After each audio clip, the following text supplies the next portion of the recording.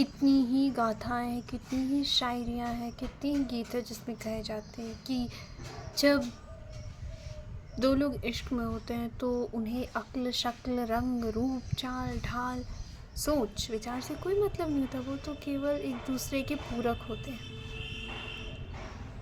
सही भी होता होगा ये बात, मुझे क्या पता। पर मैं ये सोचती हूँ कि भाई अगर शक्ल अक्ल रंग रूप और सौंदर्य ये सब मायने नहीं रखता है, अगर ये सब बैरियर्स हैं ही नहीं किसी के बीच के रिलेशनशिप में, तो फिर क्यों कभी भिखारियों से किसी को इश्क नहीं होता? वो जो बाहर मंदिर के बैठ कर के, गिरिजाघर के बाहर बैठ कर के, फिर मस्जिदों के बाहर बैठ कर के अक्सर पैसे मांगते हैं, खाना मांगते हैं, राहें तकते हैं राहगीरों की, ताकि कोई उन पे दया करे और कुछ सिक्के उनके कटोरे पे डाल दे। उनसे क्यों नहीं मोहब्बत हो जाती किसी की? वो भी तो खिलखिलाते हैं कितनी खूबसूरती के साथ, दांत बिदकते हैं, वो भी तो कितने सुकून से बैठे रहते हैं। उनका भी सौंदर्य तो बिल्कुल तप करती हुई स्त्री की तरह नज़र आता है, किसी का शिव की तरह शांत नज़र आता है। फिर उससे किसी को मोहब्बत क्यों नहीं हो जाती? क्यों नज़रें उनसे नहीं टकराती? जो कल्पना लोक में कोई राजकुमारी होती है या कि घोड़े पे दौड़ रहा राजकुमार होता है, क्यों उनकी दार्शनिकता पे आप रीझ नहीं जाते? क्यों नहीं रीझ पाते हैं? वो दिन भर मंदिर के बाहर आते जाते देखकर सबको, फिर वो भगवान को भी देखता है, मंदिर के कण कण को जानता है, पहचानता है, और फिर वहाँ आ रहे श्रद्धालु को भी जानता है। तो आखिर उनसे ज़्यादा सच्ची भक्ति कौन रखता होगा? फिर उनकी भक्ति पे कोई क्यों नहीं रीझ पाता है? पता है उनके पास भी अपनी एक डायरी रहती है, पन्नों वाली डायरी का तो नहीं पता, लेकिन हाँ उनके पास अपनी वो डायरी रहती है जिसमें वो हर दिन हर सांस बैठ कर के लिखते रहते हैं, अपनी किस्मत को पलटने के लिए नए तौर तरीके सोचते रहते हैं कि भाई अगर ऐसा होता तो क्या होता है, और उसी में न जाने कितने कविताएं उनके दिमाग में रचते होंगे। फिर वो यूं ही विलीन हो जाते होंगे बादलों की तरह, या फिर उसमें से बरसात भी होती होगी तो उस बरसात में वो अकेले भीगते होंगे। उसके साथ क्यों कोई और हमसफ़र नहीं आ पाता है? क्यों उसके उस आज़ादी के जश्न में कोई और शरीक नहीं हो पाता है? क्यों? फिर दृष्टिकोण जीवन के प्रति हो, मनुष्य के प्रति हो, जीव के प्रति हो, जंतु के प्रति हो, भूख के प्रति हो, या फिर पैसे के प्रति हो, उनसे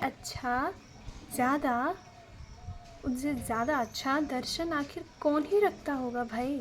सब तो अपने अपने काम में यूं ही व्यस्त रहते हैं, कभी इधर से भाग दौड़, कभी उस रिश्ते की तरफ भाग दौड़, कभी पैसों की तरफ भाग दौड़, कभी नौकरी, कभी पढ़ाई, कभी ये काम तो वो काम, पर उनके पास कोई बकझक नहीं रहती। वो शांति से बैठ करके जो भी कहानियाँ रचते होंगे, जो भी उपन्यास रचते होंगे, क्यों कोई मौजूद नहीं रहता सुनने को? क्यों?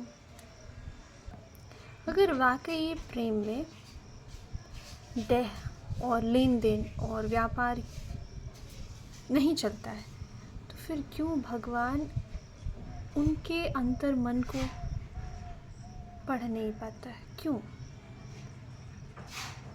उनकी कहानी एक खूबसूरत सी प्रेम गाथा की गढ़ नहीं पाता है?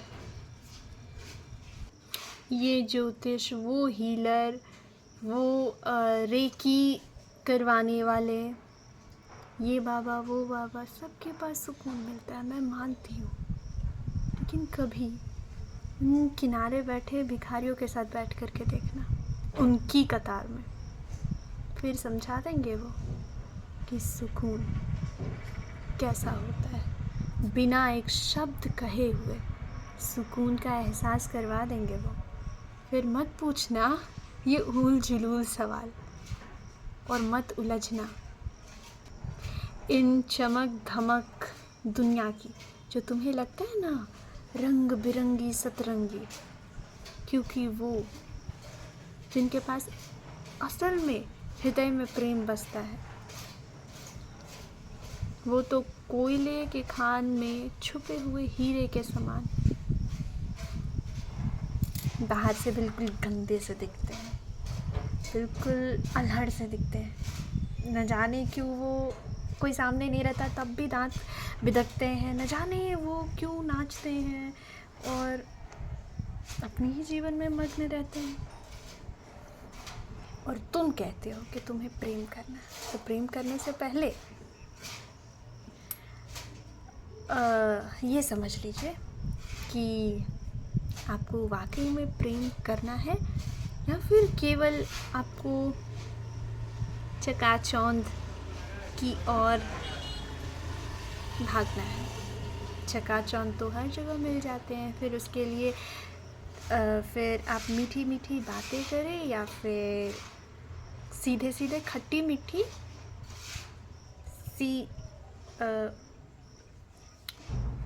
समझौते करें।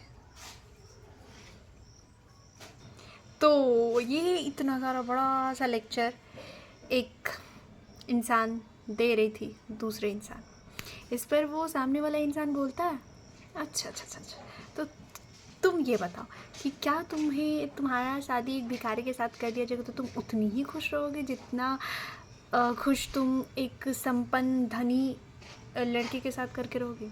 वो मुस्कुरा करके बोलती है भाई मैं हद से ज़्यादा खुश होंगी।